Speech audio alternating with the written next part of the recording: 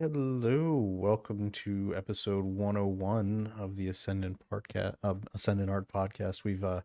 We've turned that century corner and we're now rolling towards 150 and 200 for the next milestones. Welcome to Ascendant Art 101. Your introduction to Ascendant Art. That's actually probably not that would have been a better intro than what I did. You should do this. You're almost almost a professional co-host right there. I just Almost, realized Bride almost. of Slender, I need to make her an admin of the chat because I don't know uh if you should do that. oh, I you don't don't know that think she can be trusted. okay. That's you don't you think the power might go to her head? She She might might just try and exert that dominance in the house, and I can't have that. what is she gonna do? She can't ban you from your chat when you're the like admin of the channel. You don't know that. She'll find a way. She's clever. Clever girl. Like Clever girl. girl. Shoot her! The one character in all of Jurassic Park that really should have lived because he was right from the beginning. And of course, he had to get taken out trying to save people. So, Well, that's always wrong. Remember when they used to have like all those quizzes on Facebook where like you'd answer questions and it'd give you your outcomes and everything?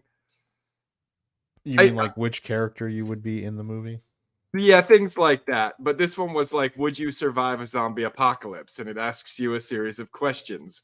And like some of my friends wouldn't survive, some of them would survive.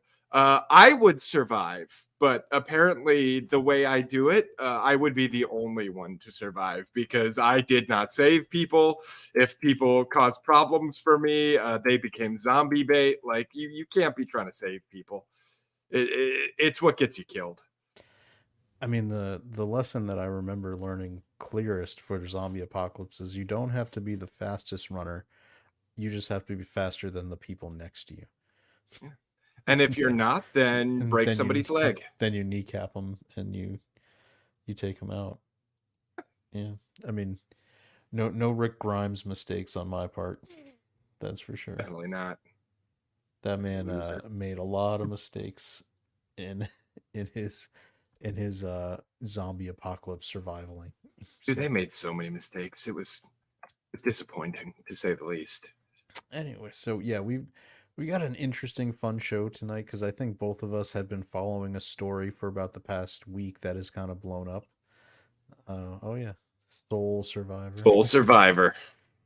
I mean, I would hope that he's not gunning for Soul Survivor with Bride of Slender and the children around. I think more like Team. If they slow me down, I mean, I've told them before. If you slow me down, it's gonna be a problem.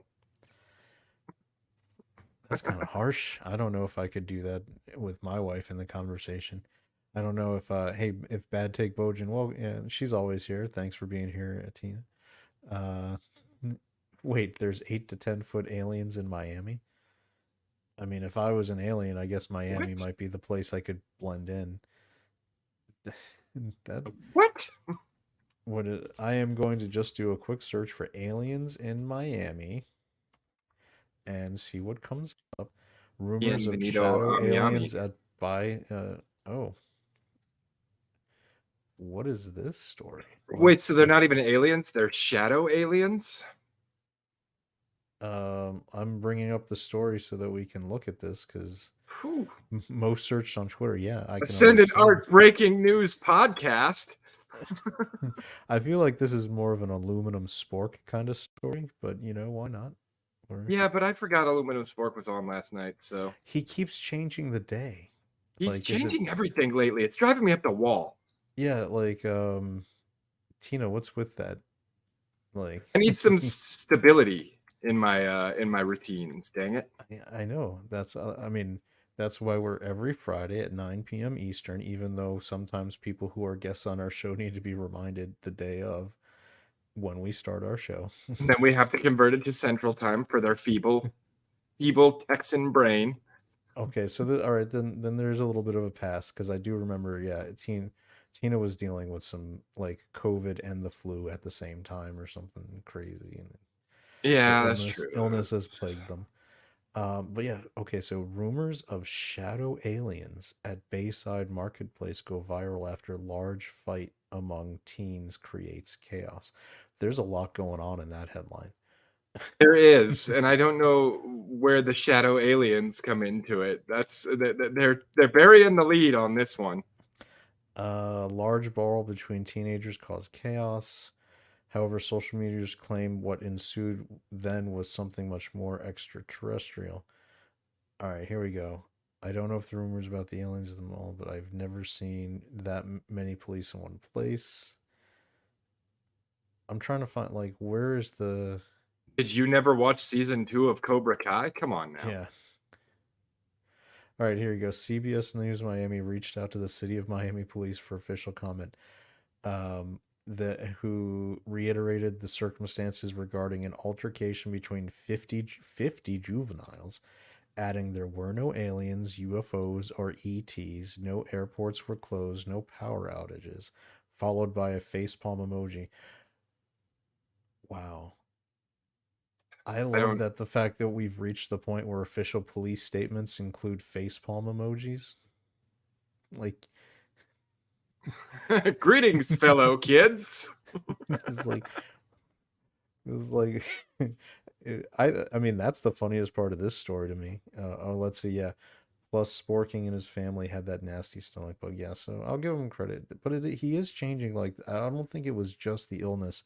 There's been days where he's been doing it on Tuesdays and Mondays and then Thursdays. It's funny, the only day he hasn't been streaming is Wednesday when there's supposed to be a Wednesday show. Well, I'll tell you what. The one day he should not air aluminum spork is Thursday, because you try to air that shit on Thursday, you're competing with the Y-Files. Yeah. Let's see. Miami supposedly cut power to the mall and surrounding areas due to these shadow things chasing people. Is that what they're calling teenagers of certain Oh boy, dispositions? Because don't. I feel No, like no. no, that's not right. Miami police should get in trouble for doing that. I believe they have in the past. Just I know. That reminds me when I was at Springfield Mall before it became the Springfield Town Center. The the brilliant mall security people decided that if they used code language, they wouldn't get in trouble. Except their code language was like, "We have a number two male," and and they would give a just a location for this number two male to be watched by security, and then Well, if I you'd can kind of rule out what number 1 is, I yeah guess as to what it number 2 is. and that's where I was getting at. There's like, and then because Northern Virginia started having major problems with MS-13, as you are probably aware from living in the general's vicinity. I You've mean, they probably seen still those are, so stories. far Yeah. as I know. So that was number three males. Of We have course. we have a group of number three males. Oh yeah, Tina's got a good alternate explanation. Maybe the teens were high on shrooms. It's Miami. I'm gonna say Occam's razor tells me that's more likely than aliens going to the mall in broad daylight. While And there's what a the hell is a shadow alien? Like, are we at the point now where, because aliens have kind of become a mainstream thing, where just everything's an alien? It's not shadow people, it's not demons, it's not monsters. They're all some version of alien. All right, according to here it goes. According to an amateur video posted online, there are moments when a big creature could be seen in plain sight standing in front of the entrance of the shopping mall, causing many online conspiracists to post their takes on exactly what happened Monday night. All right, roll post. We got to see this shit. Um, well, that I don't like. Do we have the link to that? Because this, I don't know. I don't think this video. This is just like this conference call. And I hate to break it to somebody, but if you've got a That's girl loud.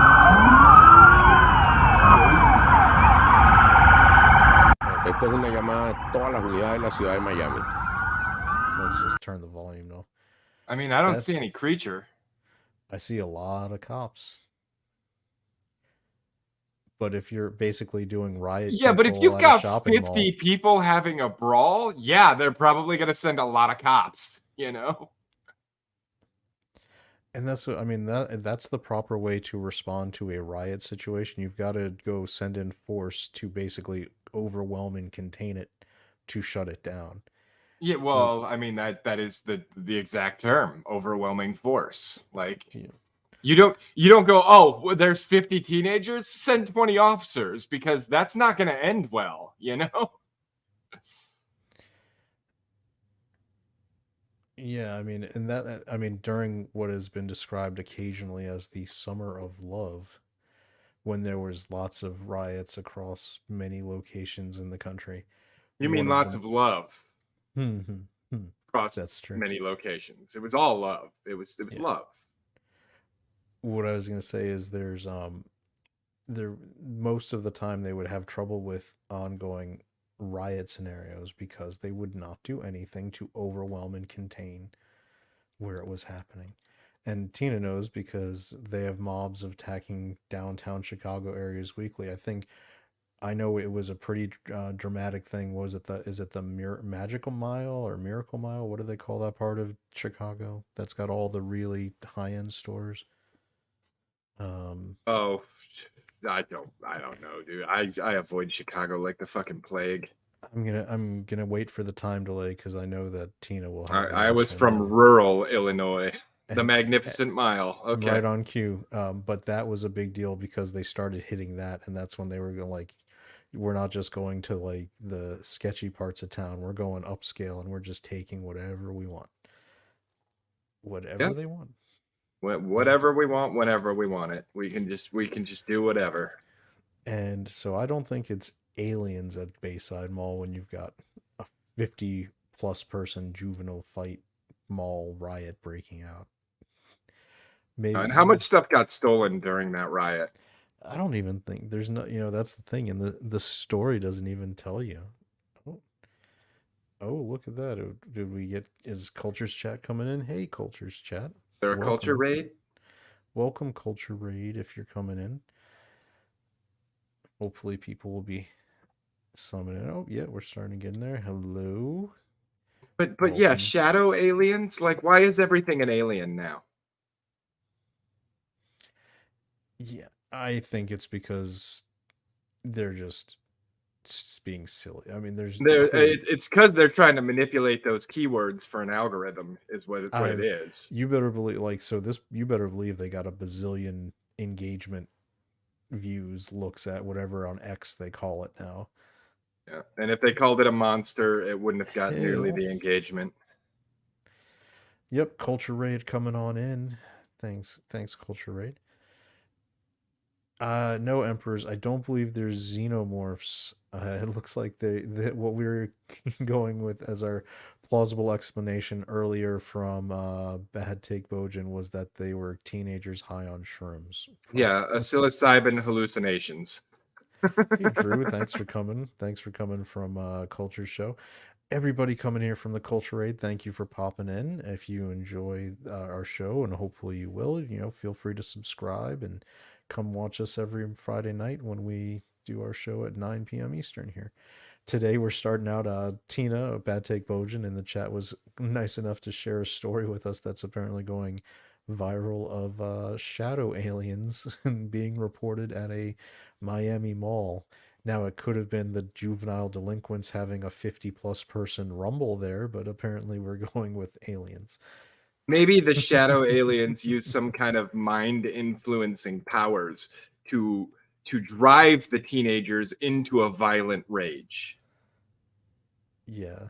No, No, I don't we're even we're know. not going to go with that. Maybe. So to just show you guys again, this is some footage of the police response to this juvenile delinquent mob at the mall. That is a lot of cop cruisers.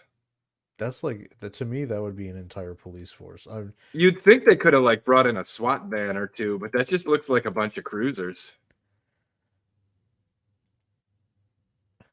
call that TikTok. Yeah, Emperors. Maybe that is doing it for TikTok. Is this the newest TikTok trend to have a brawl and say it was shadow aliens? I don't know. It's possible.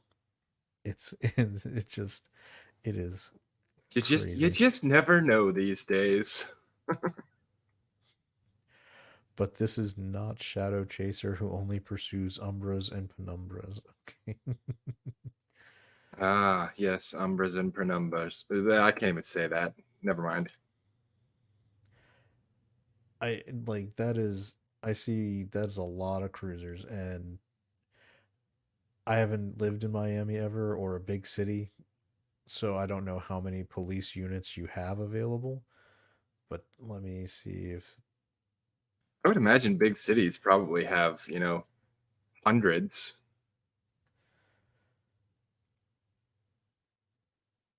let's see. Eclay, hey, hello. Is this the new Grand Theft Auto game? You know, the new Grand Theft Auto is going back to Vice City, right? So maybe maybe this is brilliant guerrilla marketing. Preview of things to come. I guess this is what we would call a 5-star wanted rating. this this is the 5-star response. Yeah, yeah. Yeah, Emperors. I didn't know Miami had that many cruisers.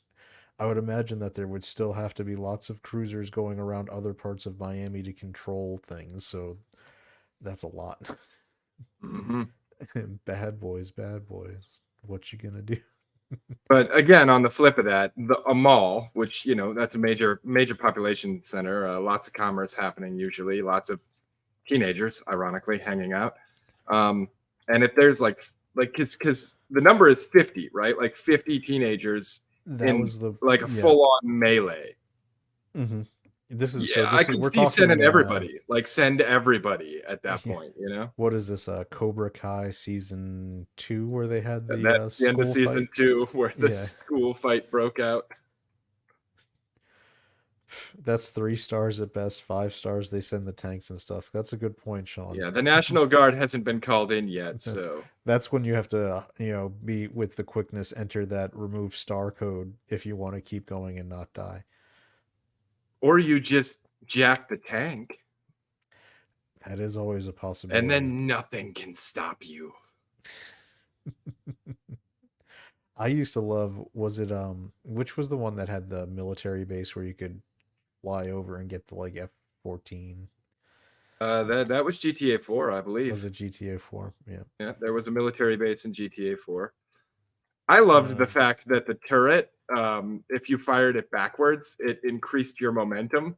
So the tank could technically go faster than any other vehicle in the game because if you just kept firing backwards, you'd keep building up more and more speed. That's the concept behind the pusher plate intergalactic travel system. I don't know if you've ever heard of that setup. It was This, what was it first sounds super proposed. familiar. Yeah, so it was during the late 50s, early 60s, the Kennedy kind of space era. Okay. Obviously, the nearest star system from from Earth is light years away.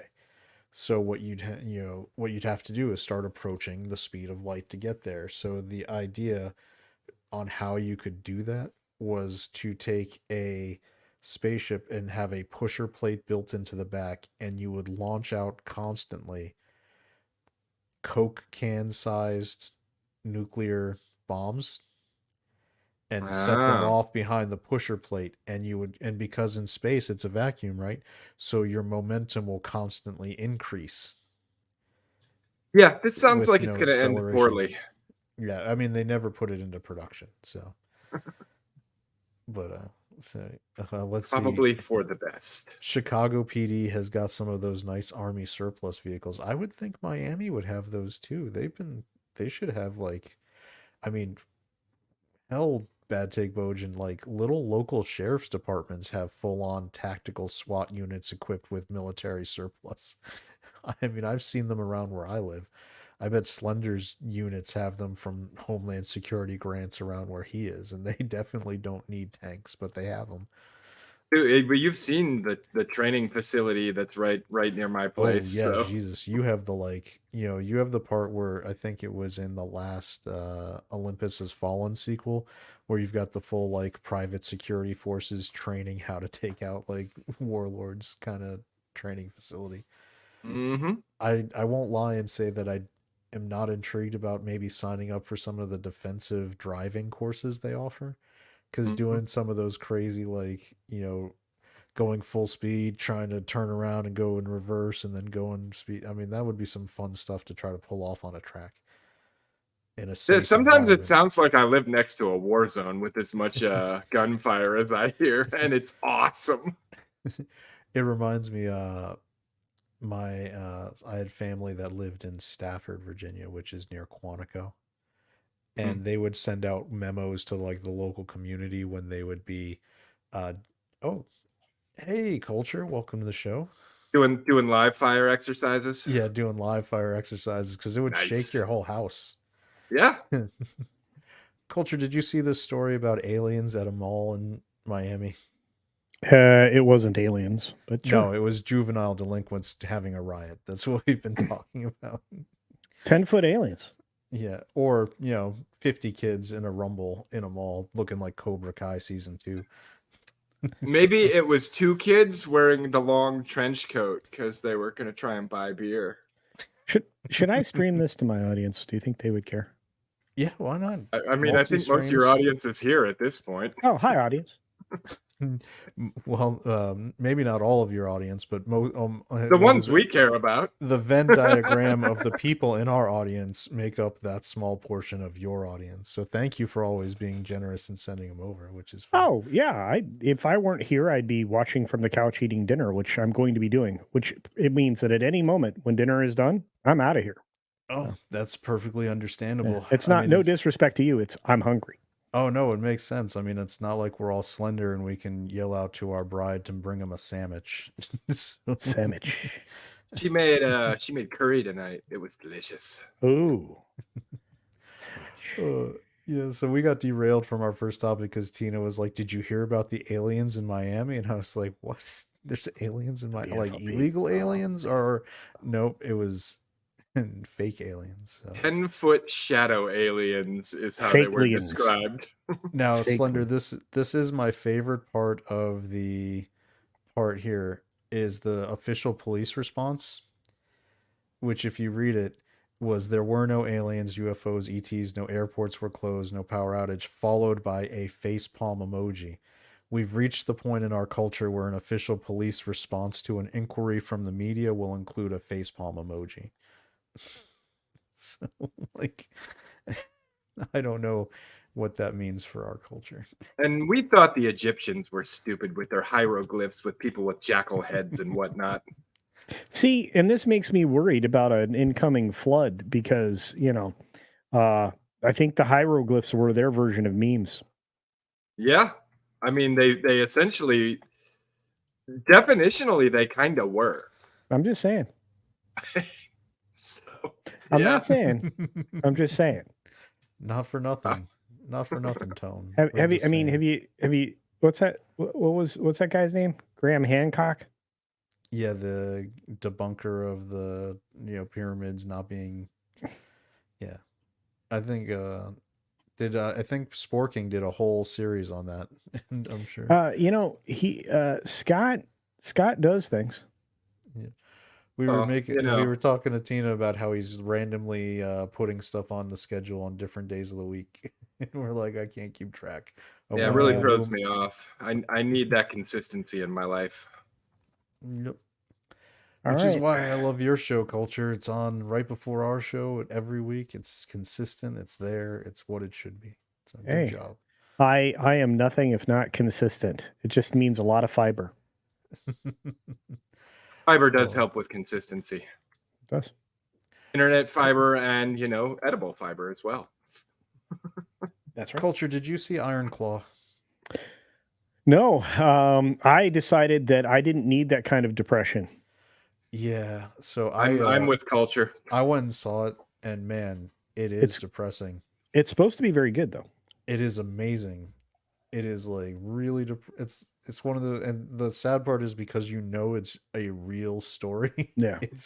It's not like, oh, this is some fictional wrestling story. Okay. No, this has happened to a real family, and you're like, man, that is messed up. What I told Slender before the show was really shocking is, holy shit, can Zac Efron actually act? Oh yeah, he's a fantastic actor. Yeah, I was not ready for that. He because this movie calls for so much pathos and like subtle, like I think how do I put, it's harder to be a subtle actor than to be an over the top actor, right? And his ability to be subtle in conveying the emotions of just loss and grief and depression. So I can't tell you, oh no, hey, look, Mad's coming into chat. I think he might be going to other shows, he might be coming here, we don't know. So we don't I know. know that Mad sent me a very valuable message this week, and he was right. And I don't get to say that very often. Mad, did you hear Oh, that? You know what? If there's anything that's going to be the Mad signal that causes him to immediately try to click the link and it's join the the ability stream, to run in here and yell, "I told you so." it's going to be the fact that you told him he was right about something. Oh, and there goes culture. He had to go. Oh, so Zac Efron is the next Hugh Jackman. Hmm. Well, that was good timing too. That was good. Yeah, I think this is a good comment by Tina, because Zac Efron, he obviously has the same kind of skill set as Hugh Jackman, which is he's a what they would used to call in cinema the triple threat: acting, singing, dancing. In the era of musicals, that was more important. You could you could be a Gene Kelly and make an entire career out of that. It's not so much now because musicals are sort of dead. But Okay, tell that to Wonka. yeah, Wonka. So here's my question to you, because this is the business question. Is it that Wonka's good, or is that everything else is so bad that there's a certain segment of the population that goes to the movies and Wonka is benefiting? I think it's both. I think it's a Well, C, all If of you the set the above. bar low enough, everyone can clear it. okay, right. Actually, both of those perspectives are correct. You only have 50% of the viewing public going to see films now, right? Yeah. Hmm. And if you target a specific niche, you have a decent chance of pulling the niche. And because the expectations now have been recalibrated, and the box office numbers are so overbloated for actually the number of tickets that are sold because of, well, inflation and ticket price increases well beyond inflation. You actually are looking at a very small percentage of audience compared to what they used to pull. If you look at it, just look at 2018, 2019, the two most prolific years in cinema. Hmm. What actually happened there? Well, you had a small price increase, but not substantial. And you had a large portion of the audience going to cinema to see these FOMO films, fear of missing out films, films that were at the pinnacle and wrapping up certain things. You had a plethora of films, despite the fact that many many of the films were moving into woke territory post Ghostbusters 2016, Ooh, yeah, that was. I um, watched it. Oh boy. 2015, Yeah, I 2016. can imagine trying to say that, getting it out of your mouth would make But me from cough but too. from 2012, but from 2012 on, we actually had fewer and fewer people going to movies because people were finding less value in them. A Mhm. lot of that came with the fact that they were introducing people to the craft that had no merit or business being there, and creating a bunch of positions within film that didn't do anything but eat money and overbloat budgets.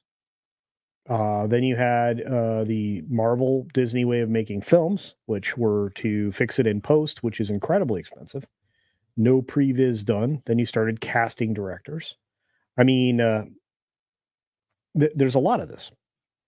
So what actually happened is what you very astutely surmised, which is um, you have fewer people going there, you have fewer good films, and if something hits a particular niche and it happens to be the only good thing that's out, it might do okay. And I think there's a very recent example of a similar effect, which was for Frozen 2. Oh yeah, no doubt. Frozen 2 was not as, I mean, people like to point out its box office as evidence of how well received it is, but it wasn't that it was well received. It came out at a good zone of time, which is the holidays. It's great for making money for movies. And the Star Wars movie underperformed so much that Frozen 2 sucked up movie dollars. And it's just a shell game in finance. And I know if culture knows this term, we call it fungible money. Fungible, yes. There was going to be a certain amount of money going to movies in that time. And what Disney thought was going to go to Star Wars and was going to go to Frozen ended up more going to Frozen because people didn't like Star Wars. And Yep. and that's what happens. And I think what's happening with Wonka, and I mean, I love I'm gonna be straight up. Paddington 2 is one of the best family movies ever made.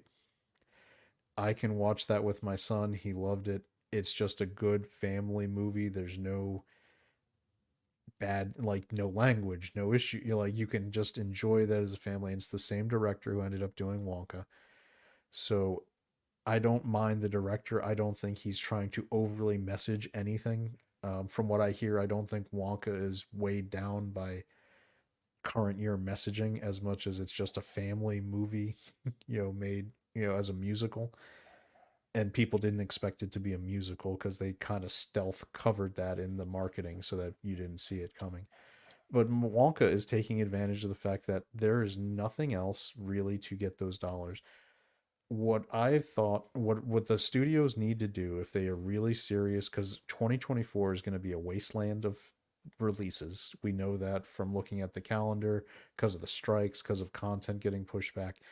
They need to go re-release all the good movies they have, and they need to make a deal with AMC and Regal and all the chains to charge like $2.50 a ticket. Some nominal fee on old product that's already Yeah, released. it's so cost prohibitive for a lot of new movies too. Like it's like me, right? I've got 2 daughters, 2 sons, a wife, so 6 people going to the theater. It's like I'm gonna spend $200 if we go to the theater and we actually get some popcorn and concessions and whatnot. We're screwed. Like no. Well, let me add this to the conversation. Disney is making an effort to do just that, but they're not reducing the price of tickets. Well, They're that's gonna bringing be the back old problem. product to the Yep. theaters. And they've already made some money on whatever products they're re-releasing, the quality things that they had in their past to bring people back to theaters and to try to show that they can make some money at the movie theater. But it's not with anything modern. The modern stuff that they're returning to theaters, the new products, they're going to fail just as hard as everything else. If they're actually proving a point, they don't have value in what they have to offer. If it had no value, so little value that you presented it on streaming first, the market value for it's even less. So unless they're re-releasing, I don't know, Fantasia 2000 or I would go see that. the Like, original, Fantasia was the original, Maybe not the original Fantasia. No, yeah, I no. know. No, that's why I said specifically 2000. But Yeah. let's see what else. Maybe if they were releasing Bambi original, maybe if they were releasing Snow White original, I guarantee you, Snow White original will make more money than the new one. the new one that's going to come out in over a year from now because they're terrified of that. Disney could win me back in a second. All they have to do is bring me the head of Bob Iger. Metaphorically speaking, of course. I don't think that they will. I mean, what are you trying to do? Get this show Tim Pooled all of a sudden? Yeah. All right. So here's a good 1999. We're at 25. Everything that came out in 99 would now be at its 25th anniversary. Look at the gross. Look at the domestic gross for this domestic film. grosses for these movies in 1999. In 99, before there were price indexes that break your spleen. Not adjusted for inflation. A lot of these are doing better than movies did this year. Yes. And I can tell you, here in Slender, I was at the theater. I was selling tickets. Do you know what a matinee ticket cost in 1999? About $4. $4.25. See, I knew. If I didn't really know if I was getting serious on a date, I'd take the girl to a matinee because it saved me some money. Yeah, because then you could buy the concessions, and then it moved up to $6.50 when you went to the prime time slot. And that's because AMC Theaters was owned. It was a family movie theater chain, it was owned by the Durwood family, and Stanley Durwood was the last member of the family who ran the company, and this was a thing, like they kept trying to get him to change it, and he told them to F off, like About tree pity. as long as the Durwoods own the company, he said a family will be able to affordably go to the movies. That is my commitment. No, that's our family commitment. We built multiplexes. We did all this. We are going to make sure. Is this a thing too? Yeah, 99-cent theaters. That was second run. Like the prints would be all jacked up, but you didn't have to pay very much to go see it. Nice. No, but each of these movies should be getting a 25th anniversary. They should be a thing, and they should advertise it. And each one should be, it's $19.99, so do $1.99 for the tickets. You know, like, and Disney just celebrated its 100-year anniversary. Could you imagine if they did something crazy, like they threw open the doors to the vault and they had movies airing in theaters all across America for really reduced prices, all the old animated classics? Like they could have won back so much goodwill if they could have pulled their head out of their own ass for 5 minutes. Yeah, but I mean, yeah, look at this lineup of domestic box office champ, the top 10. Leaving out Blair Witch, which kind of was a movie of the moment and hasn't stood the test of time as much. Are these adjusted for inflation? No, they are not. This is this is exactly the dollar amounts that were made in 99. Yep, which is why I always tell people they can F right off when they tell me the Phantom Menace was not well received. It made $430 million goddamn in domestic in 1999. Yeah, in $1999. If that inflation adjusts for that, it blows the Force Awakens out of the water. Yep. And on that note, gentlemen, thank you for having me for the moment. I appreciate you. Thanks for stopping by. Thanks for coming on. Colton. Go have supper, which just got set in front of me, and I need to eat it properly because I just fixed this computer. So. No, you don't want to do that again. I don't want to break it again. Yeah, my wife ruined a MacBook that she had with a cup of tea. Oh yeah, let's not do that. On that note, exactly. Have an incredible weekend, you gentlemen. Thanks, you Culture. are great. I really hope you're able to get Mad to show up to stuff. If he shows up, I will reiterate in case he didn't hear that he was right. So that he missed an opportunity to gloat. Yep. Which, you know, he never misses an opportunity. He's going to be so sad about that. It'll be fun. I know. All right. See you later. Culture. Thank you. Man, but look at these movies, man. World Is Not Enough is actually my second favorite Pierce Brosnan Bond movie. I really like GoldenEye.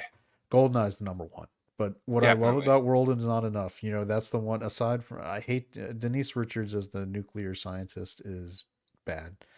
But Sophie Marceau as the femme fatale lead is great because there's the moment where she's unarmed. It's, you know, the plot is going forward. James Bond knows she's the villain at this point, and she's like, James, you can't kill me. I'm in it. You love me. You do this, and he just shoots her right in the face.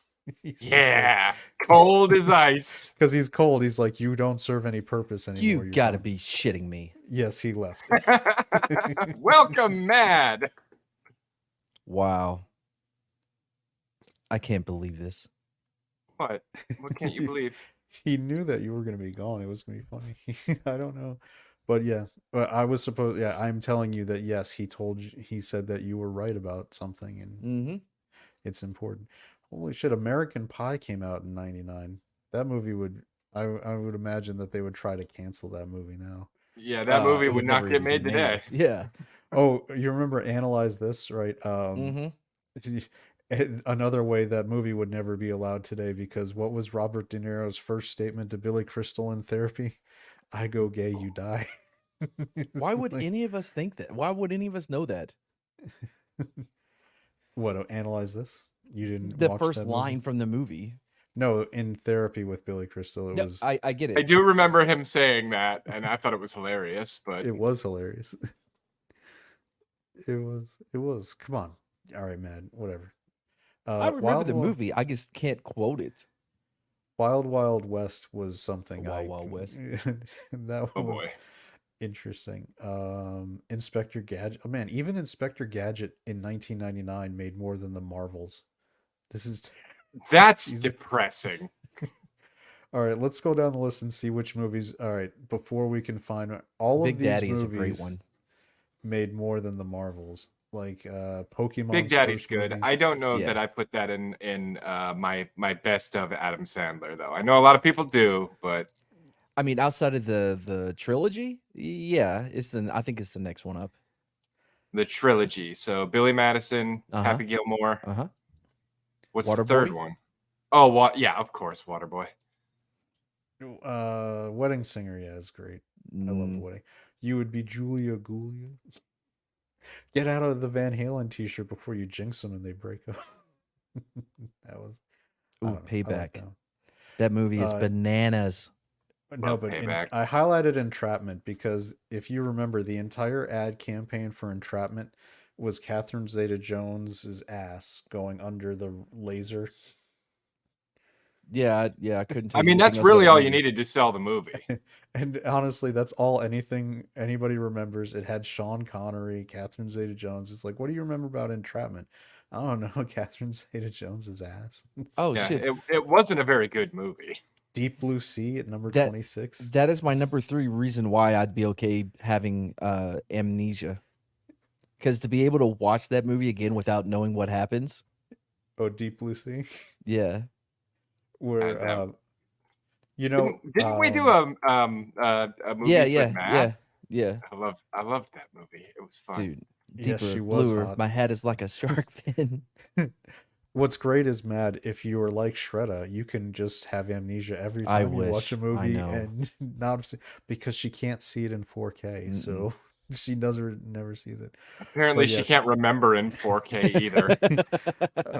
Shadow Chaser, Catherine Zeta-Jones was hot. You know where Catherine Zeta-Jones was underratedly hot was in The Phantom with Billy Zane, where she was the female, the leader of I the remember The female Phantom. pilots, and she was super hot, like way hotter than Christy Swanson, and it wasn't even close. So I thought she was super hot in The Uh-oh. Mask of Zorro, personally. be nice. No, but everyone thought. I mean, this was before Christy she Swanson. like, Isn't that the name of the chick, the real popular chick in Dude, Where's My Car? yes, she was in that one. She was in Dudes, Where's My Car? She's also the original Buffy the Vampire Slayer. Yeah. But man, just we're at number 26, and these are all movies that even if that are still movies we remember.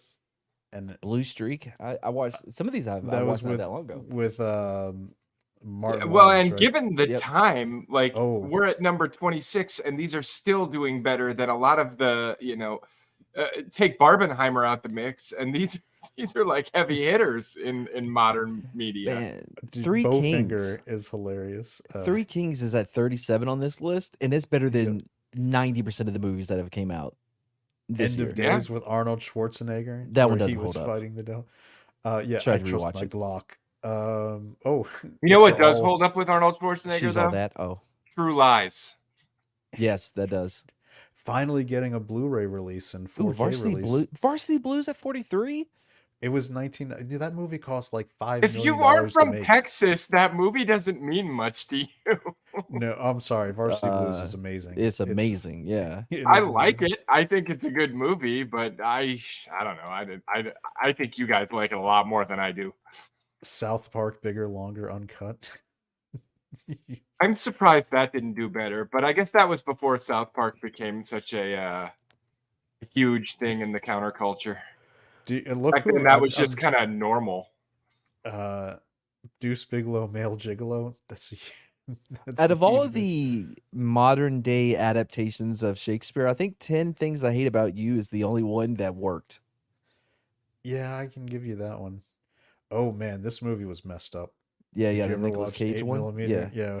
Any Given Which Sundays m- at 57. My God, 99 was a great year. Which made and Yeah, look, it was. Fight Club. Look at this. Fight Club, Any Given Sunday, Thin Red Line are not even in the top Dude, 50. Fight Club is one of my Man, favorite movies of all time. For For Love of the Game will make you which is cry. actually a pretty good, baseball movie. Yeah. Varsity Blues was good. No, Varsity Blues was great. Yeah. The 13th Warrior at 65. Are you kidding me?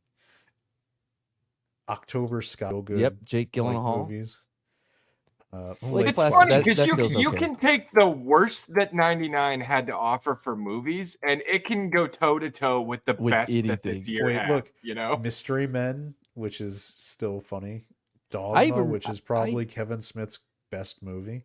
yeah, Mystery Movie holds up too, or Mystery Mystery Men Men too. holds up. You can watch it even Mhm. now, and it's still hysterical. The All Other right, Sister, I so- remember that one. No way. This is a little misleading because what happened is Saving Private Ryan, what came out Is in that one of the 19 ones that released the year before? It came out in 1998, so this is just Okay, the money it okay. made. And look, you can see over to the right, like the total gross is Okay. $216 million. It's because I'm just gonna It- assume that's why Varsity Blues is so low. let's Probably just not. double check that. Where were we on Varsity Blues?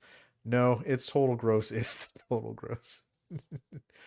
Any let's Given see. Sunday total is 75.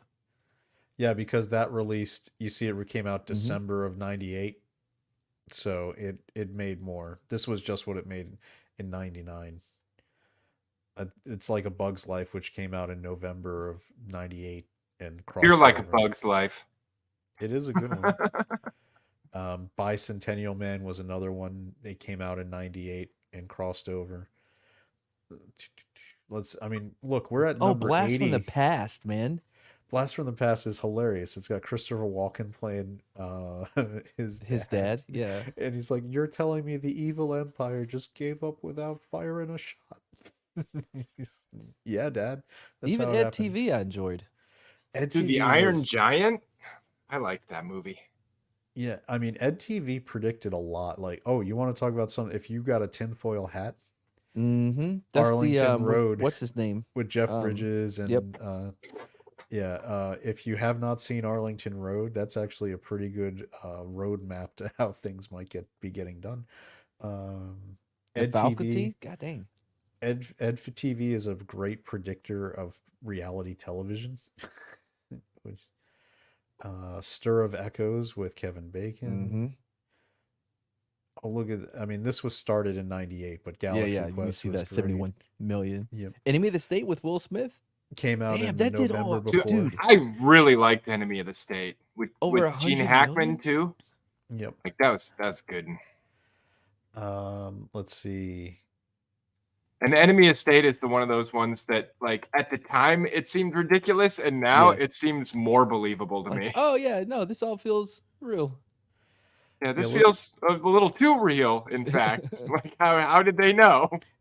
So we've got I'm looking for movies that have kind of stood Go didn't has I think people have pretty much forgotten about Go if Yeah. you didn't watch it. Oh, Muppets from Space, man! I still watch that every couple of But weeks. people love Election, I'm man. kidding. Election still gets people today. That's the one with Reese Witherspoon where she was Yeah. the annoying little, whatever. Mm. Oh, The look, this annoying was- little whatever. Yeah, I'm not gonna. Yeah. The Messenger: The Story of Joan of Arc, which might be Luc Besson's lowest grossing movie. In Too Deep with Omar Epps, right? Yep. And LL Cool J. And then Virus. You The guys- Water So you know what I Boy? think this tells us about movies in 2023? that came out. But in why no- do they put a guarantee on the box then? Because they know all they sold you was a guaranteed piece of shit. That's all it is, isn't it? Hey, if you want me to take a dump in a box and mark it guaranteed, I will. I got spare time. I think you mean movies in 2023. No, Isn't that what I the, said? Oh, I thought you said 98.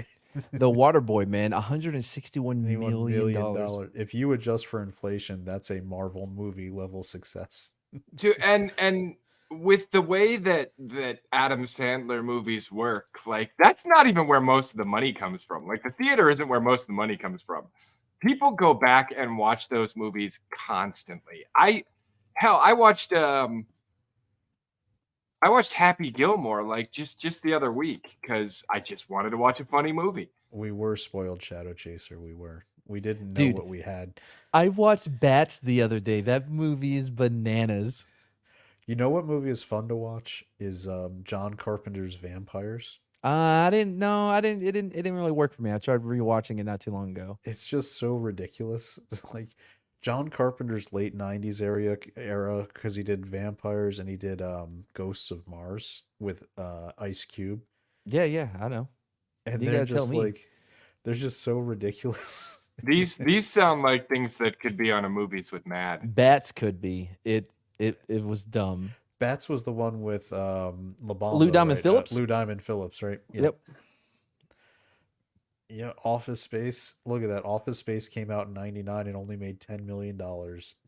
And that movie has a cult following. Like Office Space is a great movie. So here's a fun thing. Wing Commander only made $11 million.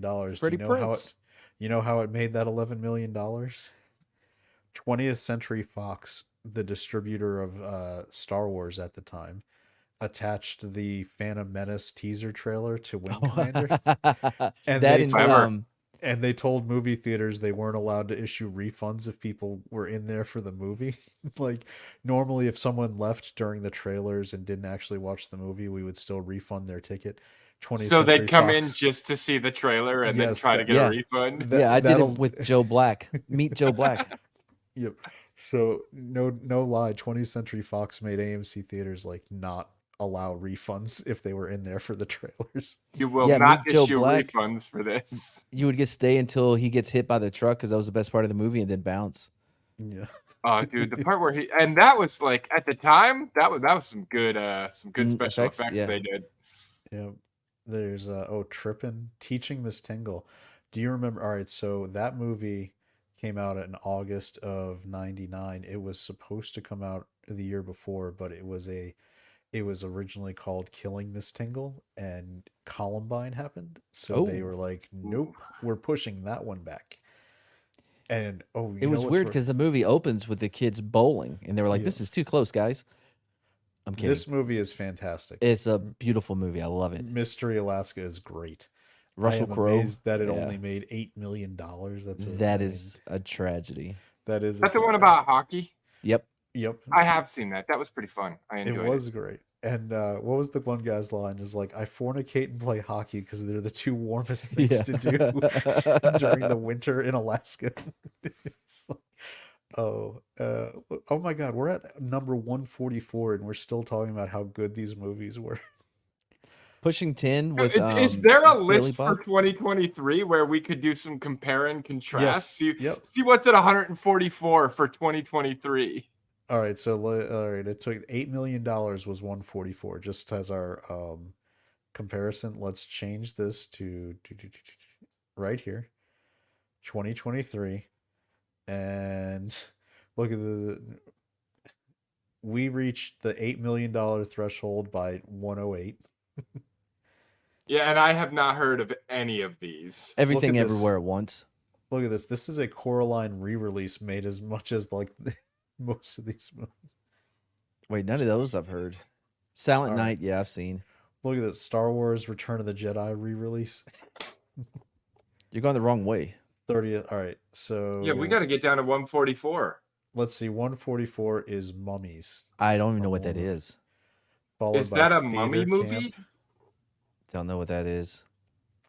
Oh my God, Left Behind. They're still making these movies. I guess. Wow, these Okay. are bad. Hey, Mad, what was the name of the official name? Oh my God, Jurassic Park re-release. It's still what was the official And- name of and Neil they're Breen's making- movie? And they're making less money than the movies of 1999.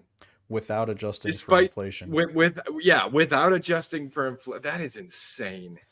What was Neil Breen's movie's name? Which one? The last one we saw? Which was The one you went and saw in a theater. I Oh, that believe, was like any movie that Cade. Neil Breen makes, its name was Perfection. Cade Tortured Crossing. I'm trying to see if it was on here. It may came out later in the year, so it hasn't made the list. You know what I mean? Yeah, it's got some climbing to do yet. No, It'll no, get that's there, not what though. I'm saying. I'm pretty sure it probably surpassed 180 of these. But Look at this. A lot of these. Look, the Lord of the Rings re-release. Back to the Oh, Future. Mad, you know what? one isn't a high enough number. That's why it's not on this list. What I'm saying is it's a conspiracy theory to keep the man down. You know, they don't Old want Boy. people to know. Oh, you think they're trying to cancel him because he's too Yep. good? Too good. He's Got embarrassing it. all these fools. Die Hard from 1989 or 88 made it was 166 on the list for 2023. Tina, Kirk Cameron needs to pay bills to raise his family somehow. I mean, I think he's doing pretty good. He seems like he's pretty well off. I don't know. I mean, this is embarrassing. This is ridiculous. Like, It's pretty sad. It really is. Just to go back, let's flip back to 99 real quick and go to that bottom of the list and see what like the very tail end was. All right, so we were around 140. Jack Frost, that was Michael Keaton, Lost and Found. Rush Hour, yeah, but that's Rush Hour a was still holdover. making money. It came out in September the year before and was still making money in 1999. I watched Rush Hour just the other week, and Rush Hour wait, 2, because they're both still hilarious. When did Mumford do like a solo video? Mumford, not Mumford and Sons. Like it's Yeah, I know. That's why it's a solo. No, it was a movie. It was About Mumford and his life before he had sons. Let's see, 4 million in 1999 is 7.3 million today, 84% cumulative. Okay. He's not gonna bite on that bit. No. You're trying to make that happen. He's not letting it happen. Lock, Stock, and Two Smoking Barrels is good. Detroit Rock City was funny. I liked that one. Yeah. Idle Hands. I remember that was what's her name? She's worth like $1 billion now when she was just a pretty face. Jessica Alba. That was like one of Jessica Alba's first movies when But Lock, Stock is still good. Like that only made $3.7 million. Yeah. I really would have thought it would have No. It was very under the radar, and then Snatch came out and was raised it. Well, we got Shadow running the numbers for us here. 4 mil in 1999 is 7.3 mil today. 84% cumulative. Yeah. Holy Chad shit. already highlighted that in. Oh, did I miss that? I got Yeah. distracted. I was looking at movies on the side. Yeah. Jason said, "Are these figures because of streaming?" No, this is when people used to make money in the movie theaters. This is 99. Now, if you're talking about why people don't go see movies now, I think it's because they're terrible movies. Yes, the quality. Yeah. I think it's because they're terrible movies. The movie theater experience has become much more cost prohibitive just because, and okay, the price of movie tickets has gone up. The price of everything has gone up, and movie tickets aren't something that necessarily, makes the cut. I'm going to give you a sports example because I know everyone here loves that. But if you have the nicest stadium in the country in LA and you put the Chargers on that field, guess what? People don't go to that stadium. But if you have the Cleveland Browns and they're actually competitive, oh my gosh, that 80,000 seat stadium sells out. So it's product. It's what you put on the field. It's what you're putting on the screen. I mean, I make fun of the Cowboys a lot for not winning a Super Bowl, but you know what the Cowboys have not been is completely irrelevant. Like they manage to always be in the mix even in their bad years. So that means that people can go, and it's not like the Giants. When the Giants suck, they're winning 2-3 games a season, like the Commanders, formerly known as the Redskins. That's when people check out. I can tell you. So Slender, I don't know if you know this. Dan Snyder, former owner of the Commanders, used to come up with this lie that there was a waiting list for season tickets to go to the Commanders field and watch games. I remember that shit. That was 20 years long. Like we have enough people to sell out for 20 years. And at the same time he was saying this, in order to not get blacked out locally, they were removing seats from FedEx Field so that they could still consider it a sellout. FedEx Field started like as a 90,000 seat stadium, and right now it seats about 70.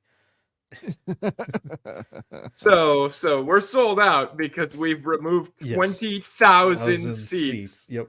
And Mad may know this from watching Cowboys games against them for the years. All of a sudden, that upper bowl started being more blocked off.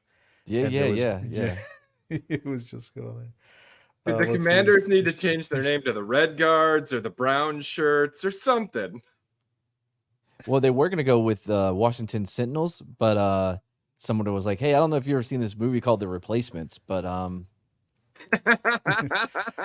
I love The Replacements, man. yeah, it's a great movie. Are you kidding me?" That is a, You know, that's a I fun think movie. that came out in '98, right? Was that? Let me see. Maybe it was. Let's. Here, I guess. Where's my phone? I'll Google it. 2000. It Reference came out in the 2000. Googs. All right, it came out in 2000. Let's see how much that actually made. Should not be down this low. Number 56 made $44 million. Look. Yes, but number 56 made $44 million. Yeah, but look what's right about Frequency, another good movie. Look at Any Given Sunday still doing his thing. Yes. And Miss Congeniality. I mean, that's considered a really good. The Exorcist director's cut came out. This was a re-release of the original, and it made $39 million in 2000. Dude, Ooh, I the just original wish Kings we of could show Comedy. this Fucking to everyone amazing. working in Hollywood and be like, see, do you see what happens when people don't realize that you hate them?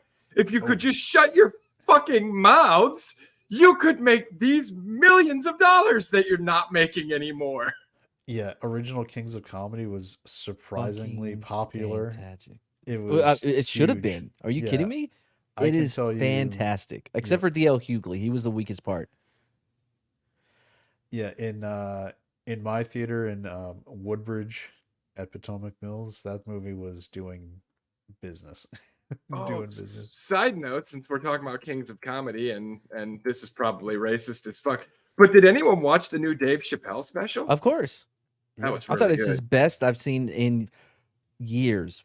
Dude, and the fact that he opened up just immediately going after the people who tried to cancel him again and was like, I'm not gonna make any more jokes about it. I'm only gonna mention him like 3 or 4 more times. So what I appreciated most was it's a long ploy, it's such a good structure to it, right? So he tells the joke that he says is a bad joke. No one ever laughs, but fuck it, I'm gonna do it anyways.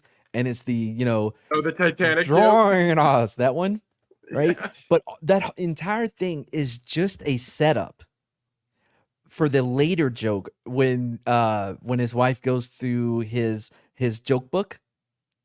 Yeah, it seemed like a It's- throwaway thing, but it comes It's back beautiful. Yeah, and he does it in a way to disarm you even thinking it may come back later. He's like, "This is a horrible joke, blah blah blah," but I'm gonna do it anyways.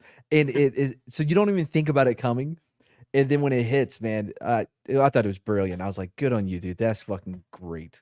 Yeah, and the speech about dreamers at the end, like that was really good too. I was inspired. I do gotta say, like, I know me and Dave Chappelle probably do not agree on a lot of things politically, but I have mad respect for the man. Absolutely. I do like how Bad Take Bojan, for all of us who are in chats with her or private DM groups, has made it her mission in life to promote Taylor Tomlinson. Who the fuck is Taylor Thomason? This is the first She's- I've ever heard of this person. She is a female comedian. And, Oh, that's why. and, That's an oxymoron. Those don't exist. You're lying. And Tina shares clips of her frequently, and sometimes they're pretty funny, and sometimes they're. You click on Okay. him? I mean, Gross. yeah. Simp. Which reminds me, Bedazzled classic. If anybody hasn't seen Bedazzled, it's actually this one. Brendan Fraser. Come on. Okay, that one's okay. I mean, we're getting into the dregs of 99 This is or is this 2000. Now we're 2000? moving to 2000. Yeah. Yeah, can But- you see Pokemon the movie 2000? Yeah. Pokemon. 28 days. 28 days was the one with the zombies, right? No, that was 28 days later. 28 Oh. days was Sandra Bullock where she was Yeah. in rehab. You only mix those two up one time. You're like, what the fuck are the zombies? Why the fuck are we're watching Sandra Bullock go through rehab? What is happening? Where are the zombies? I thought this You was get about in halfway through the London. movie and you're like, Oh, I yeah. don't think this is the I don't zombie think they're movie. coming. All right, so you might have said Dregs, but Dude, Where's My Car? Hell yeah. It's good. Love that movie, man. Holds up. Watched it the other day. Almost I Famous. don't like this is the thing. I don't like Ashton Kutcher. Like his acting aggravates me. I mean, but in Dude, Where's My Car? It's supposed to be him being ridiculously stupid. I mean, it's not that I dislike the movie or the source or the substance of the the story or any of that. I just hate the character he plays. Like I despise that character. He tells the story. They're on set, him and Sean William Scott. And Sean William Scott looked at him. He's like, "Hey, man, I think we've really got something here. I'm talking like awards. I think we may win some." Yeah, He sure. really believed it. Did he really believe that? Yeah. And then he convinced Ashton of the same thing. So I think we got it here. This is going with the you only make that mistake once. Year of the Comet versus Night of the Comet. Choose wisely. Night of the Comet being the 80s B movie made by some of the same people who did Chopping Mall. To give you an idea. Ooh, then we should watch Yeah, that. I like that the sounds Chopping good. Mall. I choose that. All right, so look at 82, 83, and 84. Almost Famous, Legend Great. of Bagger Vance, and The Loved Art it. of War, which is Wesley Snipes. Which Yep. is good. Dude, I loved Legend of Bagger Vance Me solely too. because he was like, "What are you doing out there? I could have killed you." And he's like, "Well, lucky for both of us, I placed myself directly in front of you, so there was no chance of me getting hit." You know Also, that, I'm magical. Yeah, so Legend of Bagger Vance is one of the main movies that people who talk about the that specific trope will bring up. The magical black man. Yes, which I think they are now moving into making that movie that's coming out later this year. So, Well, I can't say that other word that's in the title of that movie that's coming out later this really year. avoiding, yeah. I'm pretty sure we all said it on What the Flick. I just got done editing that. Yeah. Oh, whoops. Let's see. Do you remember Love and Basketball? That's a Of different course I venue, do. okay? I can't be Oh, held okay. responsible for the things I say in your channel. Can't be held responsible. Look at this. He was saying Negro. Girl Interrupted, which won Angelina. No, not was it Angelina Jolie who won the Oscar for that? I think, Sure. so she won an Oscar for that. Love and Basketball, which is a Omar classic. Epps. Omar Epps, yep, and then High Fidelity, which is hilarious. That's Proof of Life is pretty good too, man. Russell That's Crowe the- and Meg Ryan. That's the one that broke up her marriage. So that explains why there was so much heat between them, because that movie is just dripping with drippiness. Yes, so that's the movie where she started sleeping with Russell Crowe on the set and ended up leaving. You Dennis, know what? It has that Dennis Quaid. same. It has that same chemistry. Mr. and Mrs. Smith. Yeah, exactly. Mr. and Mrs. Smith still holds up. I've What a good watched movie. it so many times. I Yeah. love that movie. All right. Adventures of Rocky Bullwinkle. Nope. Reindeer Games. Hell yeah. I love Reindeer Games unapologetically. It is the most over the top. Like, You know what Rudy's name is, right? It's Rudolph. Get it? Yeah. Yep. I know. And what was it? No, what was his name that like his roommates, not his cellmate's name that he kept saying when he's like, "I'm not so and so's not doing anything till so and so gets some pecan pie." And then of course Charlize Theron at close to peak. Charlize Theron decided to just not care about getting naked. in Ooh, it. Battlefield Earth. How did that only make it to 100? It should have been way higher. How did look? Battlefield Earth managed to make $21 million. That's insane. That's pretty crazy. Magnolia, which is an over the top cuckoo bananas movie, Mm-hmm. and I think the entire selling point was getting Tom Cruise to be the schmucky male self-help guru. I rewatched Dracula 2000, came in at 106 not too long ago, because I had been building it up in my head. I'm like, listen, the movie's horrible, but it has such a unique twist on Oh yeah, Dracula. who Dracula is. Yeah.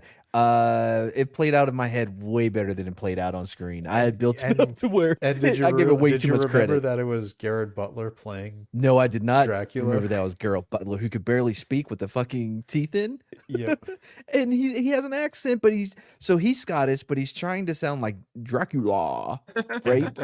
Johnny Lee Miller was in that one too, right? Yeah, but he had those fucking fake fangs in, Yep. and he couldn't do it. It was great. It was a great twist because when they finally did the Judas, Yeah, like, and they were like, this is why he has weakness to silver, to Uh-huh. crosses, to daylight. Because when he was, I was like, oh my god, that's a great like. yeah. In your I head, could but rewatch it, you're like, nope. oh, they kind of fucked this up. Yeah, I filled in a lot of the blanks myself on this, didn't I? Yep. Yep. Ninth Gate is a definitely entry level to demon kind of, because it's Roman Polanski, it's Johnny Depp, it's interesting. Red Planet.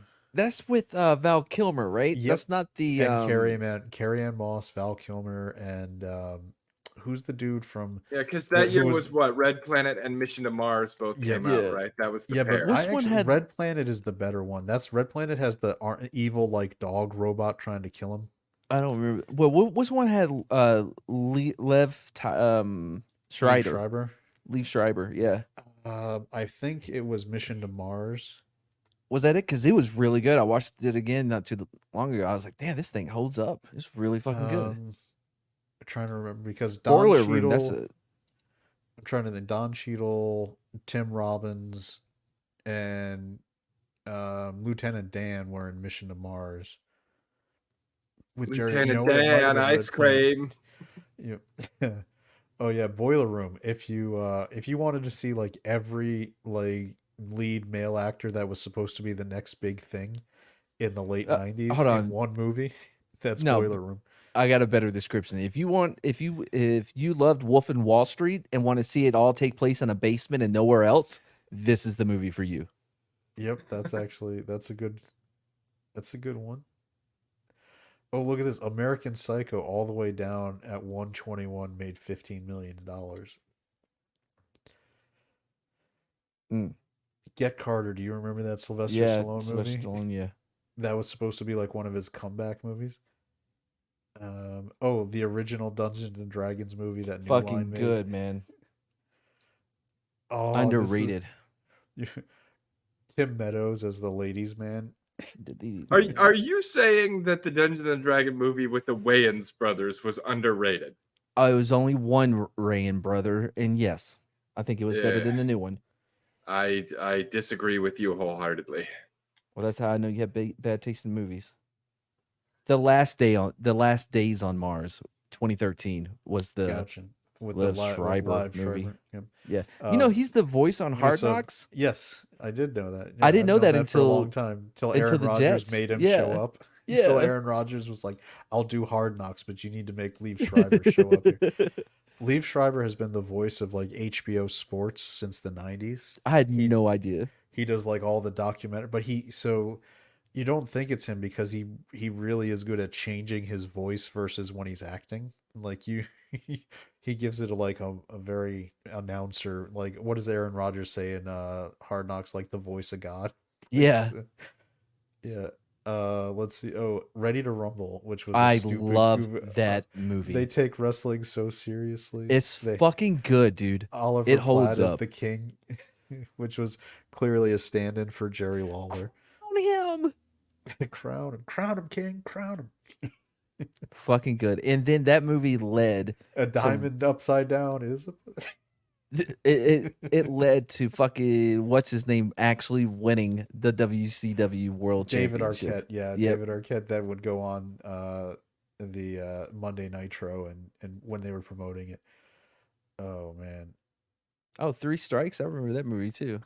Let's see. Let's see if there's Play It to the Bone.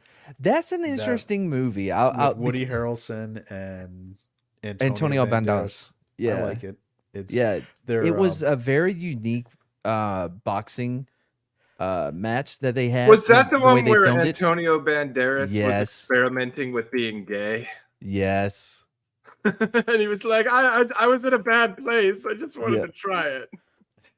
It was an interesting movie, man. I liked, especially I like the concept that these two boxers are traveling together to go fight each other.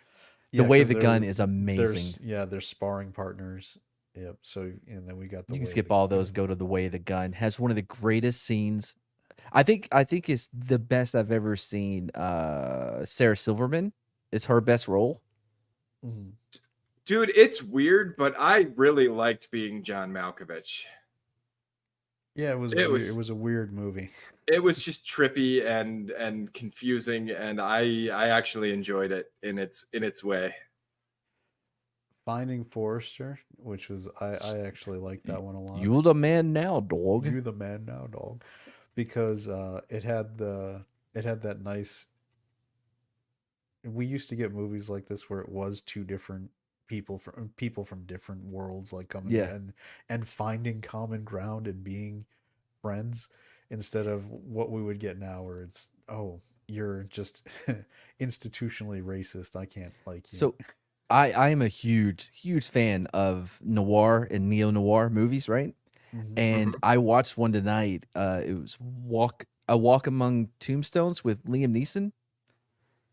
It came yeah, out like I've heard- 2014. I remember but that one. Yeah, it was fucking good. And it was very noir. You know, it had those beats to it of actually doing an investigation. It was really good. I was surprised at how much I liked it. Yeah, noir is a great Love it. I think it as a genre, it's due for a comeback because you can make them on very reasonable Mhm. budgets and you can make high quality ones on reasonable budget. You can see the evidence with True Detective, which is definitely a noir But and thriller type thing. It's also a genre you can play with, like Kid Mm-hmm. Detective with Seth Cohen from the OC, Adam Brody. Yep. It's a noir movie, but it's funny. But then at the end, you're like, oh, it gets real serious with you out of nowhere, and it hits and it works. If you haven't seen The Kid Detective, do yourself a favor. That movie is so fucking good. All right. Have you seen Write it all the down. seasons of True Detective, Mad? I didn't like the second season as much. Didn't even watch the third. See, I liked the second season a lot. I'm a big Taylor Kitsch fan. I think is it because they made him gay? That was a little bit to do with it, yeah. Yeah. It was more. I thought Vince Vaughn really Horrible was- choice for the fucking villain. but I don't see him as he's not the way they did it. He wasn't really even the villain because in True Detective, they were playing with who the real bad people were at any given time. I mean, Oh. I think it's underrated.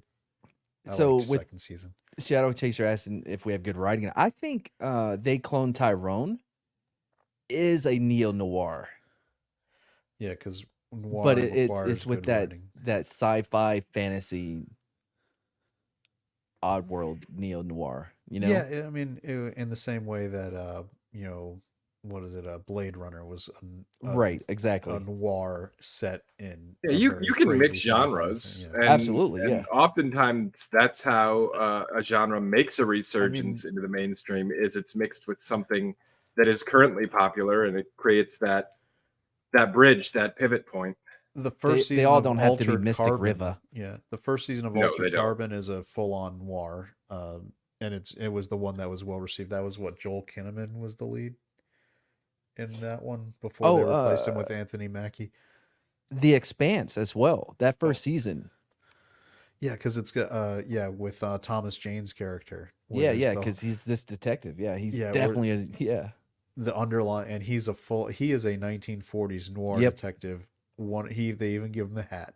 Like Mhm. they're not even trying to like play with it. They're like, we are literally taking the 1940s gumshoe and putting him on a space station. So I liked the first season of The Expanse was my favorite Same here. because that element goes away in the Yep. later, like they just go full on. Don't get me wrong, I still enjoyed The Expanse up until they killed the pilot because of his off-screen I don't shenanigans. remember. I didn't finish the last season. Yeah. I just couldn't do it. And then plus when they brought on the Martian chick, I was not as much a fan of her. and her character was just kind of grating to me. I do like the Iranian actress woman in her like super Mm-hmm. smoking 18 packs a day voice. Yep.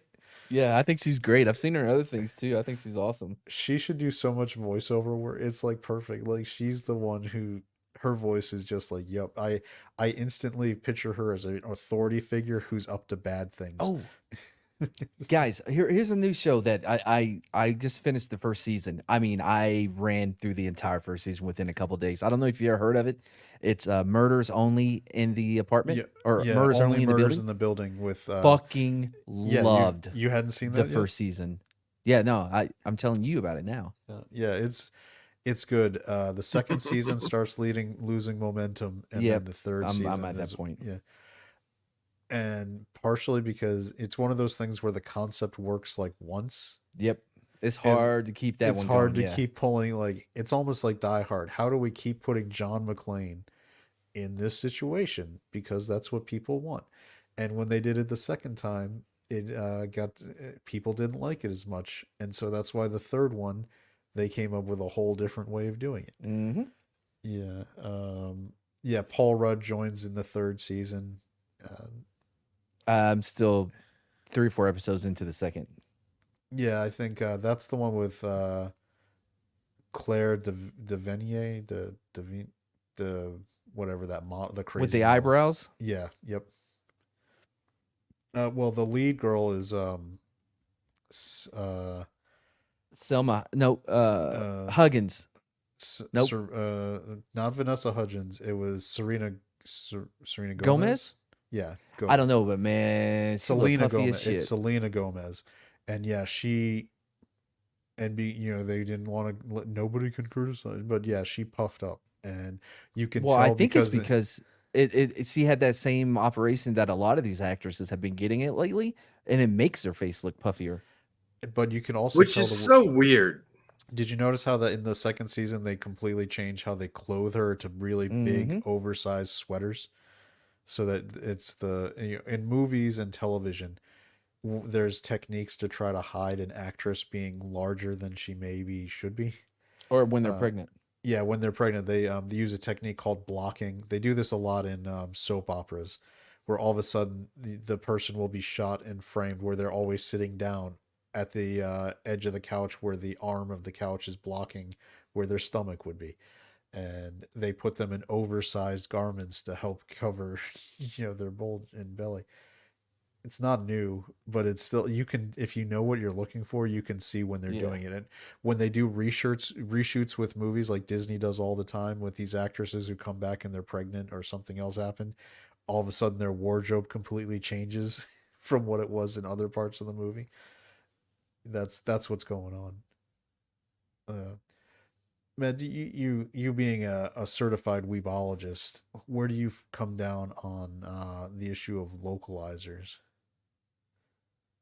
Say it again. Localizers.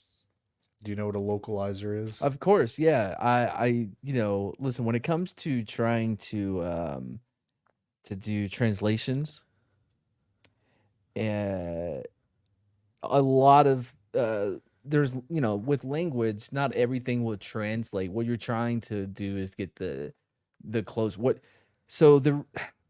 when you see the same issue with the Bible, right? I think the NRSV is probably the best translation, right? Because a lot of the problems is that people will always base it off of the King James version, which is fine. However, there's a lot of issues with the King James as far as translations go. But you can either do a direct translation, and Joe Hoffman has some great books on this, by the way. Anyway, you can do a direct translation word for word, right? Or you can do a translation to where it gets the overall feeling of what is interpreting rather than translating. Does that make sense?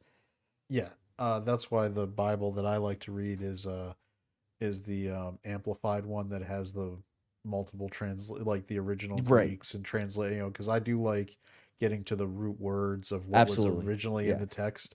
Because this is something I learned. I took Latin in high school instead of a modern foreign language. My wife always makes fun of me. She's like, "Why did you take Latin?" Because I'm not a big fan of foreign languages. It was difficult for me in college. And I said it's because I didn't have to speak Latin. It was a dead language, so you just had to translate.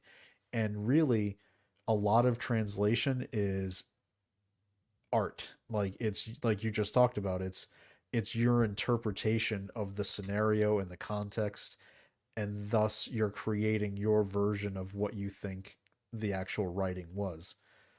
And so I would get good grades and results because I would create compelling translations. Like in Latin, you were translating the Odyssey or the Aeneid, like big famous stories. So like I would make them epic poem type translations, and the teacher liked it. And they were probably wildly inaccurate to what the literal translations of the words were, but I got good grades.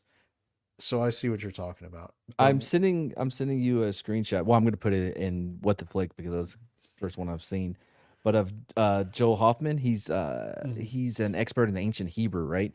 And his three books that pretty much cover all the translations between Hebrew and stuff like that, and even the Bible Room Cutting Floor is another one of his great books. But I'm gonna send you. You have to check out his books if you like that kind of stuff. You're gonna love this stuff. yeah, then I definitely will, because that's how I like to do my readings on the Bible, because there's a lot of stuff where, like you talked about, by the time you get to the King James version, you're talking about translations of translations of Yep. translations. Yeah. And it can be anything simple from like John 3:16, right?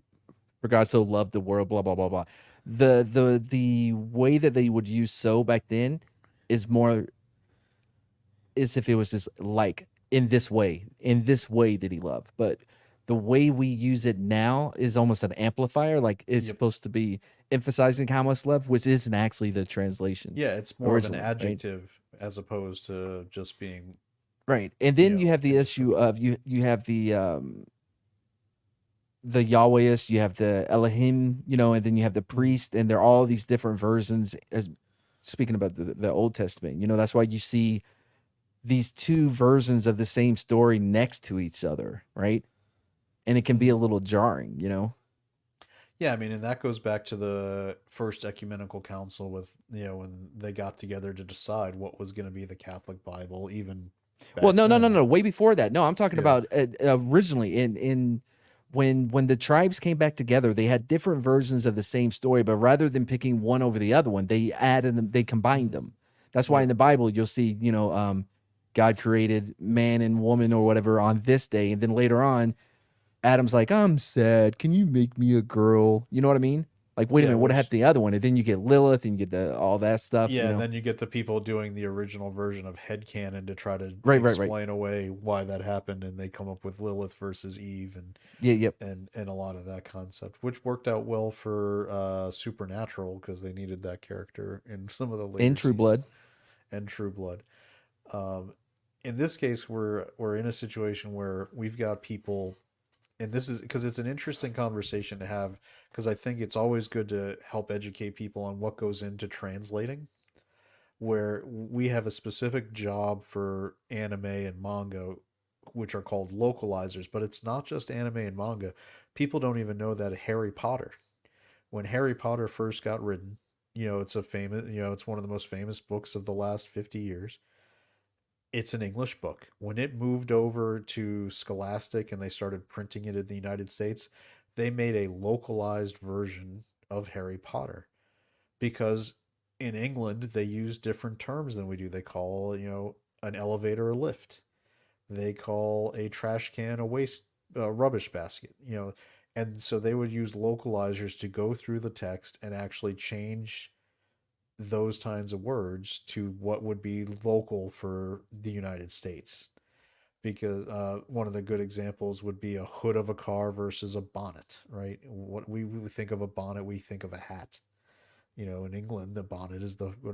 So translation and localizing is not new, but what's happening is in anime and manga, especially because it's gotten so popular with younger crowds, people who want to put their message into things have started doing that when they translate anime, because anime and manga, Japan is a very rigid culture, and the writers stick to like what they know and what their culture's about, and so some of these writers don't like that, and so they start adjusting the dialogue and the message when they make a localized version of it, and the Right. fans Yeah.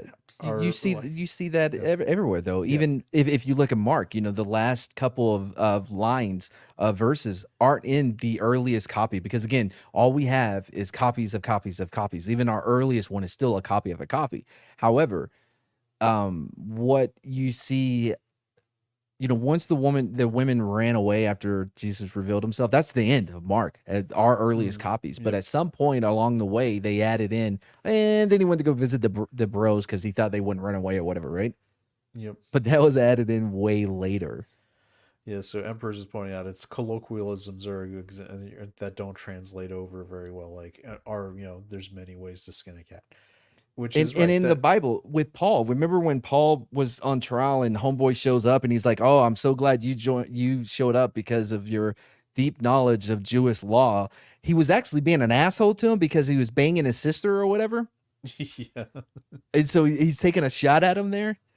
But you don't get that if you don't know the full context of what's happened because when it was written, it wasn't written for us in 2023. It was written for them, you know, in yeah, that time, and everybody that because would read it would know that. yeah, because there's an expectation of you knowing the backstory Yep. for what's being referenced. It's it'd be it's like anything we do today. We assume there and certain jokes and certain things we write, we assume there's some stuff. By the way, so and you'll love this one, Matt, because this is coming up. It's kind of it's a weird offshoot, but it made me think of it. I'm doing, I'm part of a group like Script Doctors doing a new show, right?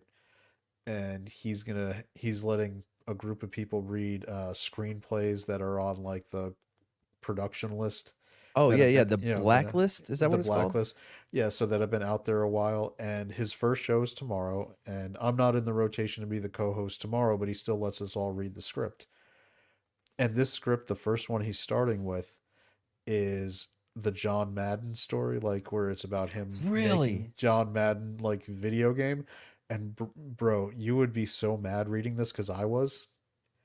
And it's funny because I think I might be the only person in the group that really knows football Mm-hmm. because there are so many things wrong with it. What do you I mean? mean, I'll let Script do a show first. But Okay, okay. I sent him an email like after I read it. I'll put it this way: I sent him an email with like a dozen links to all the completely wrong factual errors about John Madden in this and the history in this script. That and they're and I was like, we can talk. You guys can talk about it, but these are things you should point out to your audience because anybody who knows football and John Madden, if they went and saw a movie, is gonna be livid. I'm actually working on doing a new show where I talk about this exact thing because I finally watched Revenant Yep. with Leo for the first time. I've been putting it off because I know the story of Hugh Glass, right? The real story. And as soon as Oh, I he's heard, going on the Revenant thing again. Yep. but it's relevant, Revenant. Yep. Anyway, so now I want to do a show where I read like the real story about what happened in comparison to what they put in the movie. Because if you look at the hidden figures, the astronaut, the NASA one, Yep. dude, the main chick in there is white as fuck. The actual person that she's playing is white as shit. And fucking, I think it was Times, Vogue, one of them darkened her skin to make her look more black when they did a story on her. Yeah, It's ridiculous. That's some it's interesting where that comes up where people are unhappy. I know that Beyonce got into some trouble when she was doing the premiere for her concert film because she was using makeup or something that lightened her skin prior to that, and she actually caught a lot of flack for it. And it's like, okay, Beyonce's not really. I don't want to. I mean, she's not dark. She's not Naomi Campbell. So you gotta be honest. It's like Mariah Carey was never that Ooh, shade on. look at that. Mark Cuban. He made good on his DEI promise. He's signing Peter Dinklage as their new power forward. I'm sure. Our strength is our diversity there. No, I thought he sold the Mavericks. I thought he was getting out. No. He's still in charge until the other guy's old enough to take over some dumb shit. Yeah. I'm being Now, serious. side note, which is the article we have up, right? Yep. I'm looking at the headline that you've got here that says you clearly can't appreciate the work of humans. And to that I say, no, I can appreciate the work of certain humans, just Well, not you. Well, let me go ahead, and the reason why I don't appreciate that is this. We're gonna Are we running the clip? Yeah, I'm gonna run the clip because well, that comes up like this is you want to talk about the humans who are in charge of localizing. Guess who's the director of localizing at Crunchyroll? It's Jamie Marchi, and this was her response to when she was putting her own agenda into things before. Well, I'm kind of scared to ask this question now because I don't want to bring down the room. So this is more directed at Jamie, but all of you can answer. Go, all of Jamie, you go. I'm have, excited like, about it. I'm ready to bring down the room. Let's do We it. need a Pause. spotlight. So on Funimation has Jamie. come Pause. under, let's call it. Before we even get to the part that everybody's talking about, can we point out that these bitches are so self-absorbed that they couldn't even shut up and let him ask the fucking question? That's a good Like, they point. talked over him the entire time he was asking his fucking question. So Yeah. rude. Criticism for how they choose to adapt their scripts. They're still doing it! Unnecessary Shows. hate. Yeah, got it. Yeah, and a lot of that I feel is directed at you unfairly. Thank you. So how would you like to respond to that kind of criticism? To the particularly- criticism, like, I have a vagina. Deal with it. What the fuck? What? That was her. Did I miss answer, the Matt. beginning? No, Yes, you so didn't. The question was, how do you respond to the criticism on how they, at the time it was Funimation, they've since then been absorbed by Crunchyroll to adapt the scripts. And this is coming from a show called, was it Miss Kobayashi's Dragon Maid? Slender, what's... I don't know if this particular conversation is about that localization, Yeah, I think it but was that's the one because- that got yeah. the most attention over the last week or two. Yeah, so this was the most famous example of her doing this was in a show called Miss Kobayashi's Dragon Maid. She changed a line in the American dub to when someone came in and pointed out the tight the clothes that the character was wearing. The character was like, "Well, I have to deal with the patriarchy, so this is it was bullshit." She specifically said those pesky it's a patriarchal patriarchal. norms were getting on my nerves. Yeah. So people were pissed off because that is in no way what the original writer put in there. And so her answer when she was asked about this again was, and I'll back it up just a second to hear this again. How would you like to respond to that kind of criticism? To the particularly- criticism, like, I have a vagina. Deal with it. Like, it's honestly, that's the truth. I am a woman. I am a funny woman. We are all talented. Is this one of those press X for doubt, right? Situations, man? Yeah. Funny, powerful women. We are out here. It's going to happen. Deal with it. I'm sorry you're not getting laid. It's not about you. Move on. That's my I would like to also point out the target audience that pays for subscriptions to watch anime. Not majority female. Just saying. Mhm. By the way, why is yours orange?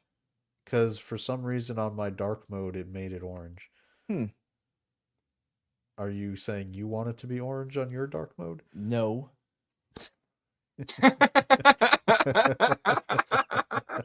Don't read into shit, Chad.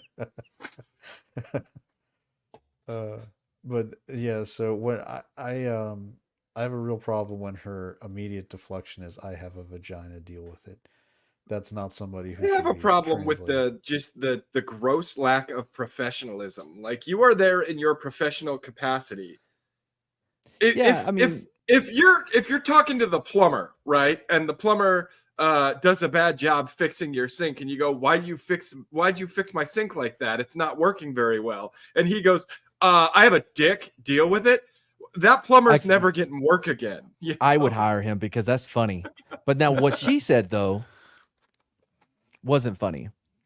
If she could have said something funny, that would be different. Yeah.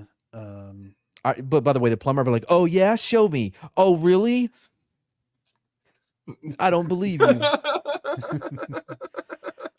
But I actually think that in this case, if you're from a business standpoint, using AI to translate for you is smarter. It avoids all right, so number one, you avoid pissing off your customers because you don't have people saying rude things to them on panels or online or on social media.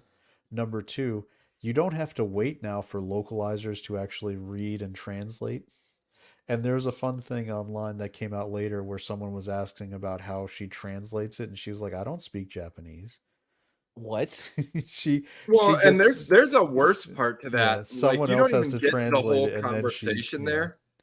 Because after that, she also goes on to say, and hey, if I'm pissing off Nazis and racists and bigots, I think I'm doing okay. Can we get back to the part of she doesn't speak the language? Yeah, she doesn't actually speak Japanese or write it or anything. Then what the fuck is she doing? What the fuck do you mean she translates it? Translating for an anime streaming service, no less. She localizes it. So what she does is the anime people make their show. They do and they have their script. The script gets translated straight like regular translation. Right, yeah. She then takes that script and then basically writes her own version of it however she wants it to be for the American rewrites audience. No, but that still doesn't work though. If you don't know the language and are not familiar with that culture, trying to interpret it does not work because you don't know the context in which it was said. You know what I mean? I know. I agree 100%, which is why I think in this case, actually switching to AI to just do the translations is a smart it would thing be for these better. companies do.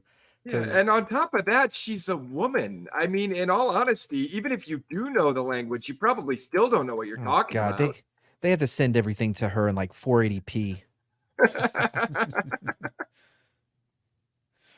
Bride of Slender, there's a lot lost in translation and visual because, like Mad said, she can't see 4K. She can't see, I mean, maybe 720 on a good day.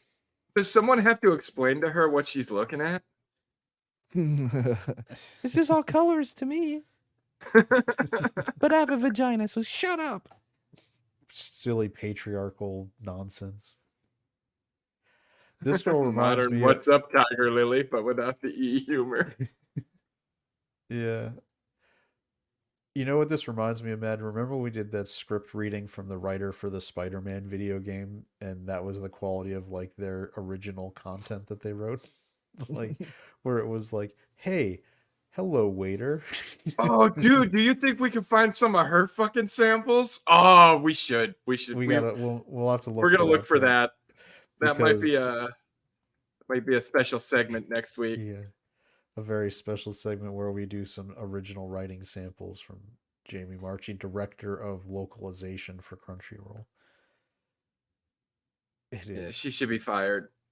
Yeah. Like, I am considering canceling my Crunchyroll subscription, knowing that some of that money's going to her and not liking that fact. Yep, I just did. Canceled. Nice. I mean, and I'm sure you had a Crunchyroll subscription up until 15 seconds ago. He's a certified weebologist. He has High Dive. He has Crunchyroll. I mean, now he's going to probably go to Anime 9. But yep, I'm bona fide. All right, so I'm not telling anyone to ride the high seas for it, but here's the thing about anime: it's available fairly easily outside of paid formats. So you have to really here's the Crunchyroll. You know how Crunchyroll started, right, Slender? Crunchyroll was a pirate. It was a pirate website. Mm-hmm. and it slowly got so popular it became legit by charging subscriptions and then just buying the official rights so they weren't in trouble for doing it. It was basically Anime 9 or 9 8 I whatever. think the Bride of Slender is telling me that I should not cancel the Crunchyroll subscription. She seems like she might be getting upset about that. Is the Ancient She Magus watches Bride more coming? anime than I do. Yeah. So, well, does she watch the dub or the sub? I believe she'll do either. She doesn't care. Well, yeah, at least the dub would be a little better. We're very different. Like she likes shoujo and isekai, and I like romantic comedy and slice of life. So we don't watch a lot of the same anime. Sometimes You know there's what's overlap. weird is her demographic of viewership is what a Yep. male generally watches, and Yep. yours is what the woman generally watches. Yep. So take that for what it's worth, but that is what it is. Mad, does Shredder watch any anime? Can she Fuck see no. anime? No, she doesn't watch anime. Are you kidding? Well, she doesn't even remember seeing the movies you watch with her. That is true. Shredder doesn't watch anything that would bring joy. Are you crazy? Has Shredder sensed any of your joy lately and come to put that down? Yeah, actually, she came out. I was watching only murders in the apartment or whatever in the building. Yeah. I was like, this show's so good, but she was still kind of playing her Vikings game. I was like, you're gonna have to watch the first season on your own. I'm not waiting. So you got through the whole first season then? Yeah. All right. Fucking so loved yes. it. I'm about 3 or 4 into the second, dude. Yeah, it's really ate away at my editing time. Yeah, my favorite character was Martin Short in the first season, only because he was such an ass. I love the score, the music. Yeah. I actually added some of the different variations to it to my playlist because I am a big fan of the I'm gonna mispronounce it, but that's not unusual for me. The Des Arenes thing, like from The Shining. Yeah. It's a certain way of playing it with like the dun, dun, dun. Yeah. Anyway, and it's all over music, but there's different variations to different steps or whatever, like a half step or what have you. And dude, the music is so fucking good. I love the score, and it's a whole. It's one of the rare times that I've seen lately that music just hits me when watching a show just perfectly. I love it. Oh, it slaps. Isn't that what the kids say these days? That shit slaps. Yeah, like, oh man, was the woman in the first season a bassoon player? Is yeah. that what she Oh man, played? that bassoon be slapping. Yeah. What's funny is I think that's a Dan Harmon show too. I think Dan Harmon I know Steve Martin. I don't think it's Dan Harmon. Maybe you're right. I know Steve Martin wrote it with somebody else. Let's see. Only Murders in the Building. John Hoffman. Because I swear I thought I saw Dan Harmon's name. I don't think it's Dan Harmon. It's Steve Martin and another dude. Producer. Yeah, maybe it's that guy John Hoffman. Maybe that created by Steve Martin and John Hoffman. Yep. There you go. I do think it's one of the times they have appropriately. So my favorite use of Tina Fey lately is being is the fact that she's embracing that no one actually likes her, and so she's playing roles that are are for people you will dislike because it's more natural. She's meant to be a heel. If you're looking at it from a wrestling term, it's like when they tried to force Roman Reigns into being a face and nobody liked it. But once he was a heel, it was like, this is where you're meant to be, bro. This is. I would have where went you're with The meant to be. Rock when he was Rocky Maivia, and they were trying to push him as this third generation superstar. Yeah. And then he started doing. And they're like, die, Rocky, die. And then he just leaned into it and, yeah, changed wrestling as a whole. Oh, man. Some of the promos he used to cut when he was just like, who was that female reporter? Buy damn rum. Yeah. Where he would be like, you want the people's strudel?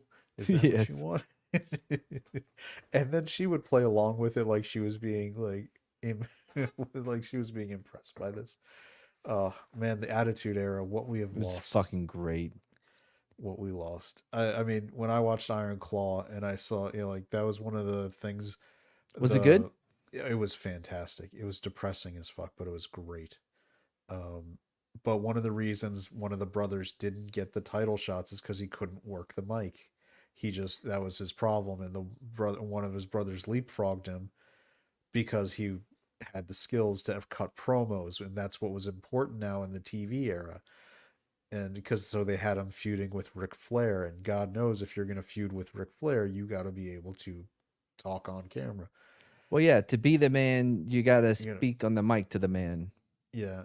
All right. So one of the criticisms of the movie, and it's one that I kind of get, the only thing that really jarred me out of it is the dude they got to be Ric Flair just didn't he wasn't Ric Flair. He was like Not he even didn't Ric Flair sound from that time.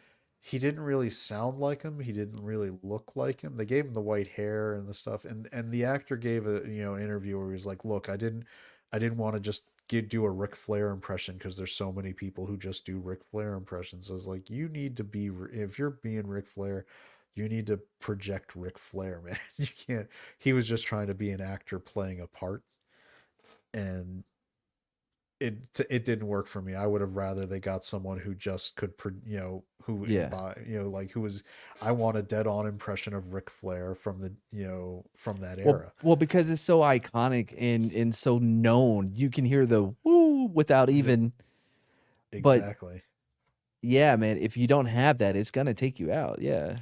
And the Sometimes it's Alamo, okay to just do an impression. yeah, and the Alamo Draft House, before the movie starts, they always air that pre-show stuff. And Yep. in this case, the pre-show included tons of promos from the old the old NWA like regional zones and Hmm. everything. And so they were airing especially they were airing the Ric Flair when he was feuding with the Von Erich family, and it was it's Rick, like when you see it right before the movie, and then when they show you in the movie, and so you've actually freshly seen Ric Flair doing it, it's even worse. So Yeah, I could see that. yes, and that's the only thing that took me out, because obviously the Von Erichs are a famous family. They're Hall of Fame WWE wrestling family, Yep. but I didn't My family see. knew them very well. Yeah, so but they had the Von Erichs because of lots of reasons, because there was only one left by the time I was old enough to watch wrestling nationally on television. Um, which is one of the sad parts of the story. Of all the brothers, spoiler, there's only one around now. So, um, he he had retired basically by the time I was watching. Hmm. And so, I mean, I wasn't local to, apparently, like, they were huge in Texas. Yeah, They of were, course. because in wrestling, they used to have your regions. Like, you had your Smoky Hmm. Mountain region. So Texas was its own. And I think when they formed the WCW, it was from merging the Texas unit into the Smoky Mountain one, and that kind of and they formed the greater WCW part.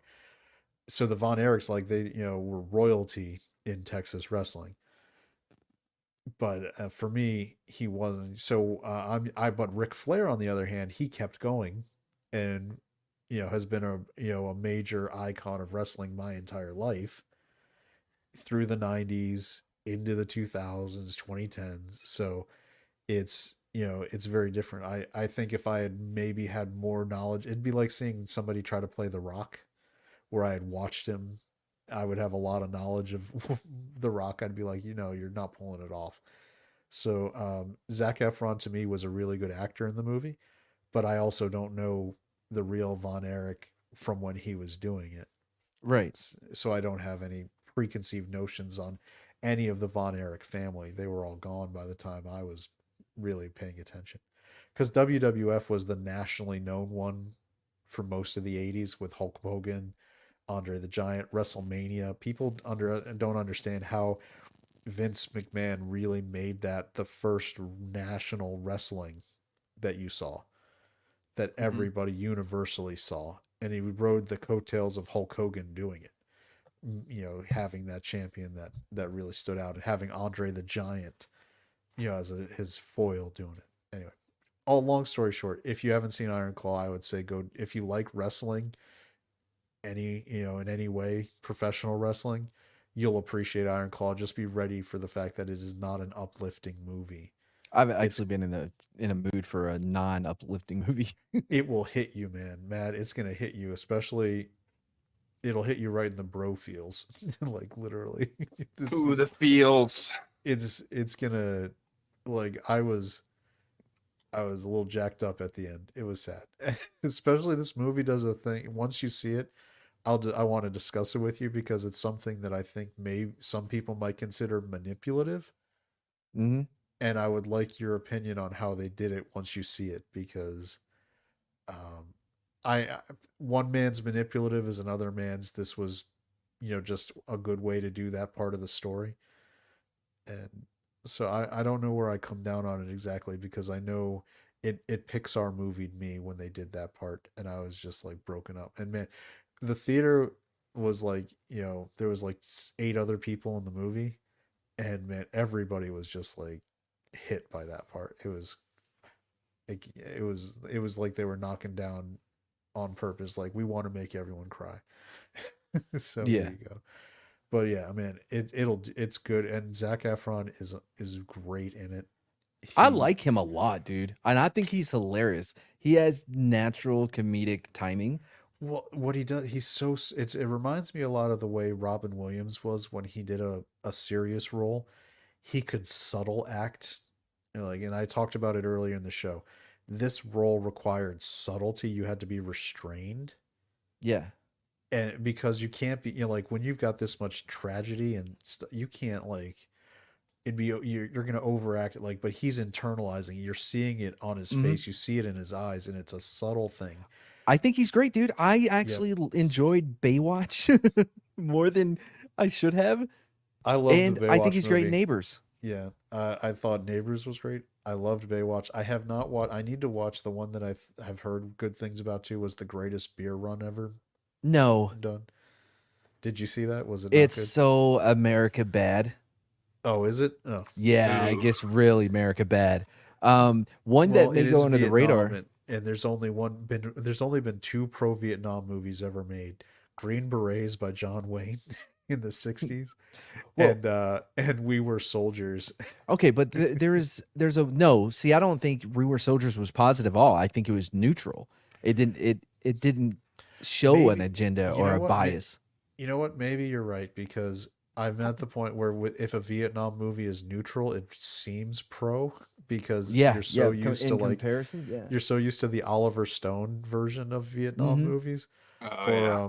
or then I guess you know what? Flight of the Intruder, right? With with what's his name? Willem Dafoe also again in that one. You know what I watched? I watched The Wall for the first time with John Cena was in it. Oh fuck, who was the other guy? It was set in Iraq at sometime around the time I was there. I think maybe 2007. But it was a cat and mouse kind of a movie. Had a crazy ending I didn't see coming, which was accepting. A lot of people had issues with it from the military. I'm like, guys, y'all are, because they were like, this is anti-American because the Americans lose it. They lose. You know what I mean? Well, I To mean, it's Doug Liman, right? I looked it up, and Doug Liman as a director, he did I think The Green Zone, yeah, I didn't which care for that one. also well, This that's one's the way thing. better. It's like Doug Liman has a reputation. I think he made his bones doing the Bourne movies, Yeah, but but see, he had a very specific take on Iraq, and I but think but that's the people thing didn't about like. this though. It's not portrayed as America was wrong and now they got, you know what I mean? It was just man versus man, and it ended up the US man lost, and people were like, it's so un-American. I'm like, dude, y'all guys are fucking freaking out. Because if you can't put down that ideological lens, you're not gonna get the movie at all. All right, I'm looking at. I was wrong. Doug Liman didn't do Green Zone. It must have been another person. Who the fuck was the main guy in The Wall? Why can't I remember who it is? Aaron Taylor Johnson. Okay, I like him a lot. That's probably, yeah, that probably helped me. Yeah, I so like him a lot. I'm actually looking at Doug Liman's filmography. He did Swingers, back in the 90s Mhm. with Vince Vaughn and Jon Favreau. He did Go, which I thought was a good movie, but it's kind of under the radar from 1999. The Bourne Identity, which is classic. He did 2 episodes of The OC, so he's obviously one of your OC bros. I didn't know that. I love him even more. He did Mr. and Mrs. Smith. Great movie. He did American Made, another good one. Jumper, dude. This guy got some Jumper. classics on here. Edge of Tomorrow, which is a really great Tom Cruise movie. I love that one. Looks like he's doing Edge of Tomorrow too. Which is good because that movie, I'm not sure why they need to make a sequel because I thought it seemed to be resolved at the end. And Yeah, they no longer Groundhog Day this shit. Yeah, but I mean, they'll make a sequel. Shut it!